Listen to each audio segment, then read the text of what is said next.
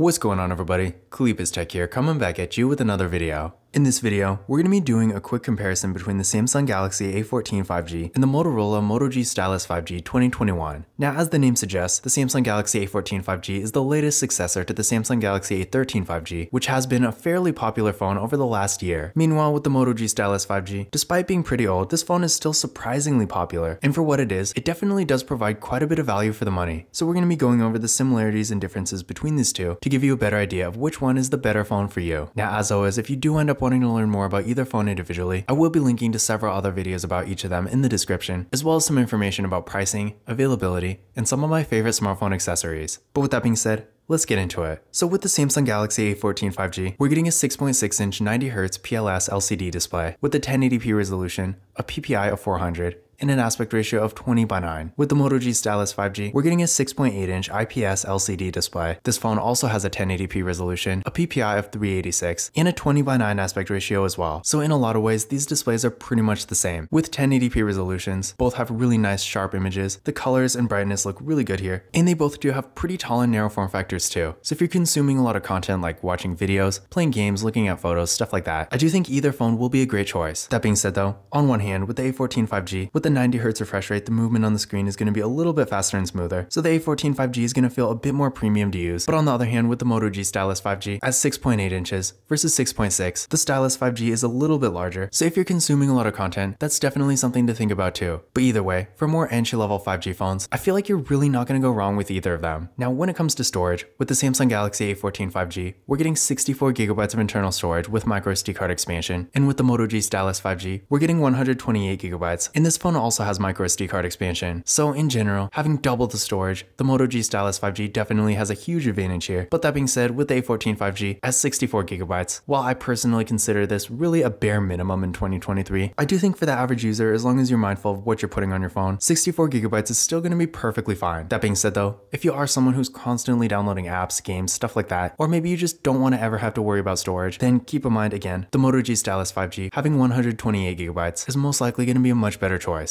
Now for security features, both phones do have Face Unlock, and they both have fingerprint scanners too. With the A14 5G, it's right here on the power key, and with the Moto G Stylus 5G, it's right here on the back. But starting with the A14 5G, let's give them a try. There we go, one more time. And there we go. And now for the Moto G Stylus 5G. There we go, one more time.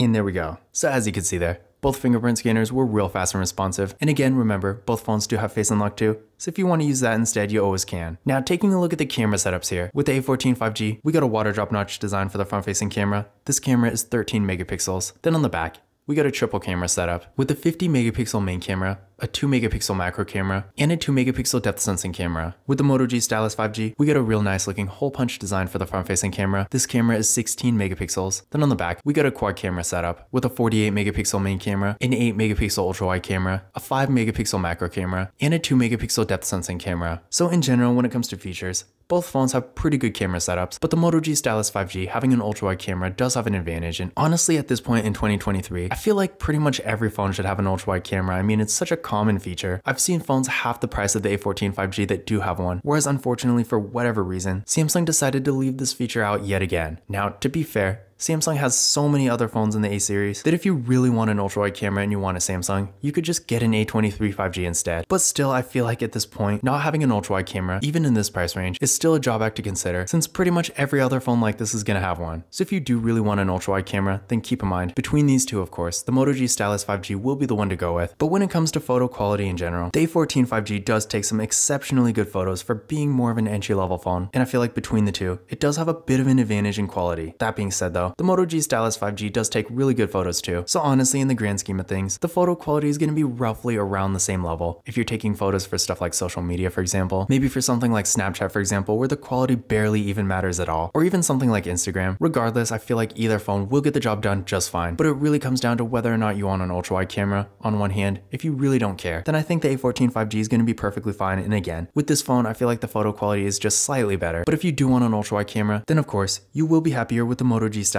5G. Now, when it comes to RAM and processor, with the Samsung Galaxy A14 5G, we're getting 4GB of RAM with the Exynos 1330 processor. With the Moto G Stylus 5G, this phone is also getting 4GB of RAM with the Qualcomm Snapdragon 480 5G processor. Now, between the two, when it comes to overall performance, I feel like they are pretty similar. In fact, I don't really think you're going to see a significant difference between the two. For more basic everyday activities like web browsing, social media, watching videos, stuff like that, either phone definitely will get the job done. And sure, on one hand, if you're going to be on your phone constantly, especially doing more demanding activities like high performance mobile gaming, for example, in that kind of situation, yeah, you're probably going to want to spend a bit more and go with something a bit higher end and faster. But for the average user, for the things most people typically use smartphones for, I feel like either phone is going to be perfectly fine. And I do think most people will get a pretty good experience here. Now, I did run benchmark tests on these phones using Geekbench 5. And here are the results I got. So again, really not a huge difference between the two. Technically, the Samsung Galaxy A14 5G scored a little bit higher, but honestly, in reality, when you're actually using the phones, you're really not going to notice a huge performance difference. So I definitely wouldn't make a decision based on this. But again, for the average user, if you're doing things like web browsing, social media, watching videos, listening to music, and maybe some light mobile gaming here and there, for that kind of use, either phone will get the job done perfectly fine. Now for the batteries, both phones have 5000 mAh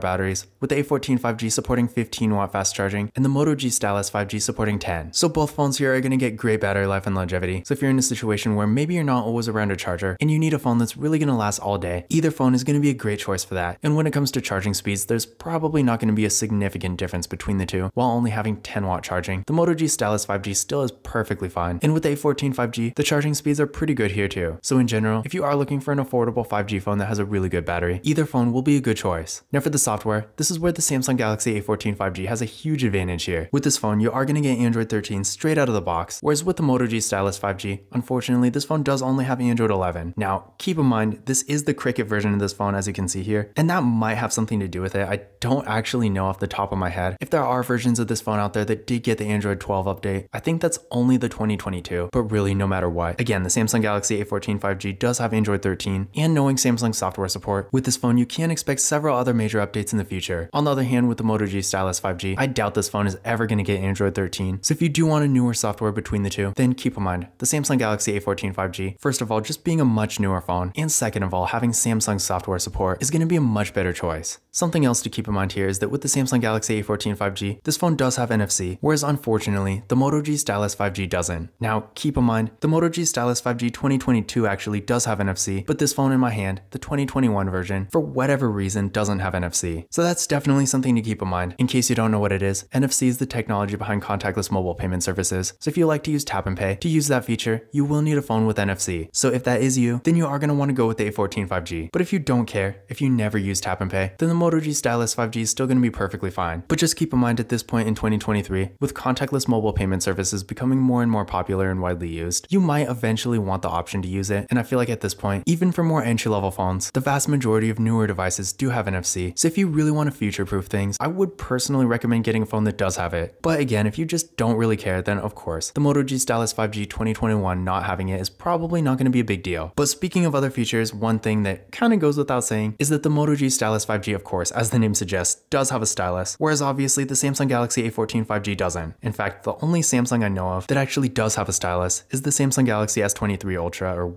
whatever Ultra phone is out nowadays. You get the picture. Basically the really high-end $1,000 flagship phone. And when it comes to more entry-level phones or mid-range phones or anything that's not a flagship phone for that matter, if you really want a stylus, honestly the only option you really have is the Moto G Stylus 5G, or I guess the LTE version, but if you're looking at this video, you're probably considering a 5G phone. So when it comes to non-flagship 5G phones, if you do want a stylus, the Moto G Stylus 5G and the TCL Stylus 5G are really your only options. And if you're not using T-Mobile or Metro, then the Moto G Stylus 5G 2021 or 2022 are really your only options. So again, if you do want a stylus, definitely keep this in mind. But in conclusion, which of these phones is better? Overall, while considering how old it is, the Moto G Stylus 5G 2021 did surprisingly hold its own. I personally would still go with the Samsung Galaxy A14 5G. First of all, this is just a much newer phone with the latest version of Android and great software support, especially considering the software support from most low-end phones, even the newer ones, isn't near as good as Samsung's. So if that is important to you, this is definitely something to keep in mind. This phone also does have NFC, which honestly, in my opinion, I might be biased because I use tap and pay all the time, but I feel like not having NFC in 2023 is really a deal breaker because again, contactless mobile payment services are becoming more and more popular and they're only going to be more and more widely used in the future. So at this point, a phone not having NFC is definitely a drawback. The A14 5G also does have slightly better photo quality, but this is kind of debatable. And again, the Moto G Stylus 5G does have an ultra-wide camera, whereas unfortunately for whatever reason, the A14 5G doesn't. So that really could go either way. I personally like the main camera on the A14 5G a little better, but honestly again, for more casual use, for the camera you're really not going to go wrong with either. The A14 5G also does technically have slightly better performance, but again, it's so close that you're not really going to notice a huge difference. At the end of the day though, if you're looking for an affordable 5G phone for more basic activities and you want a really nice display, a good camera, and pretty good performance too, you really won't go wrong with either phone. But if you want a slightly larger display, an ultra-wide camera, a stylus, and a lot more storage, and you don't really mind having an older software and not having NFC, then in that case, the Moto G Stylus 5G, despite being almost 2 years old at this point, is still going to be a great choice for you. On the other hand though, if you are looking for a slightly newer phone that has the latest version of Android, better software support, NFC, and slightly better performance, then in that case, the A14 5G is going to be a better choice. But this concludes my comparison between the Samsung Galaxy A14 5G and the Motorola Moto G Stylus 5G 2021. Again, if you want to learn more about either phone individually, definitely check out the description, where I will be linking to several other videos about each of them, as well as some information about pricing,